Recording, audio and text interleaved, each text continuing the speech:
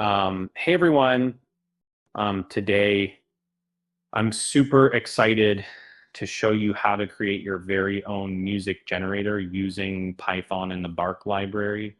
Bark is a versatile text to audio model capable of producing highly realistic and multilingual speech, as well as various other audio types such as music, background noise, and basic sound effects. Um, we're going to dive into the code step by step. So stick around, and by the end of this video, you'll be generating your own audio files. Let's get started. First things first, let's install the Bark library. Bark is an awesome tool for generating audio, and you can install it directly from GitHub.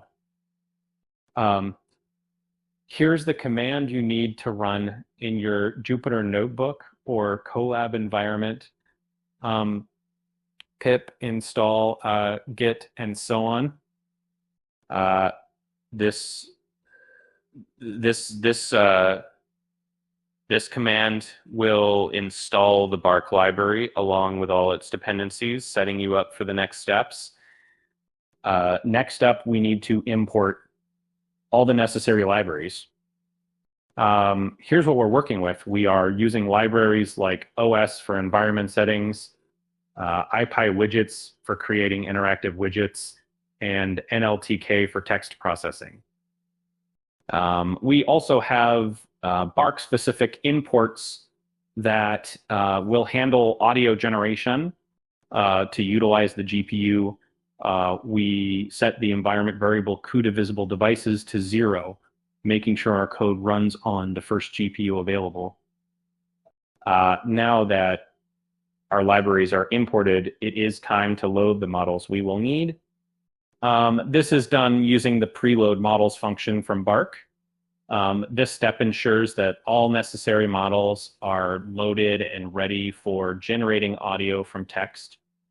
Now, to make our widget interface more user-friendly and visually appealing, we're going to add some custom CSS styling. This CSS snippet styles our input area, buttons, and the overall container to make it more modern and responsive. Now let's dive into the core functionality, generating audio. First, we define a class audio generator that handles the process. And this class attempts to generate audio from a given text. And if there's an error, it handles it gracefully. If you're working with longer texts, it's important to split them into manageable chunks for processing. We accomplish this with the following function.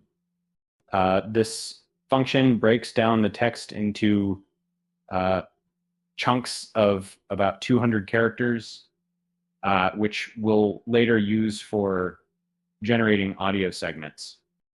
Next, we create a function to generate and save the final audio file. This function handles the entire process of generating audio from text, concatenating the segments, and saving the result as a .lav file. Let's build a simple user interface using widgets so that users can input their lyrics, specify a file name, and generate the audio. And these widgets provide an interactive interface for text input, file name selection, and a button to trigger the audio generation. We connect the button to a function that triggers audio generation when clicked. This function clears the output, reapplies the CSS, and then generates the audio based on the user's input. And finally, we display everything in a container to make things clear. Let's start with a beautiful example.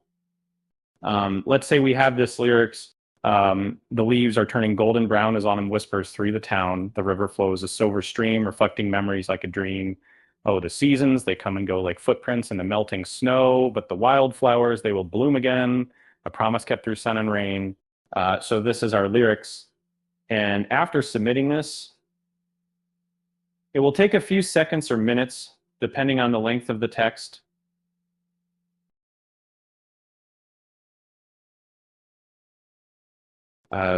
Now that the audio is generated, let's play it.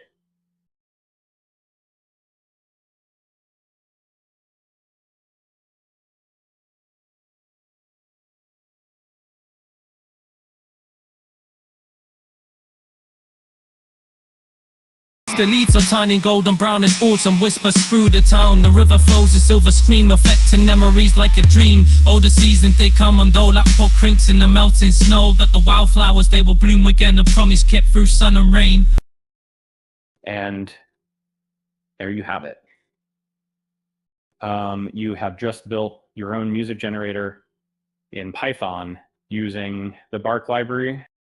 With this setup, you can input any text and generate your custom audio files. If you found this video helpful, don't forget to hit that like button, share it with your friends, and subscribe for more awesome coding tutorials. Thanks for watching, and I'll see you in the next video.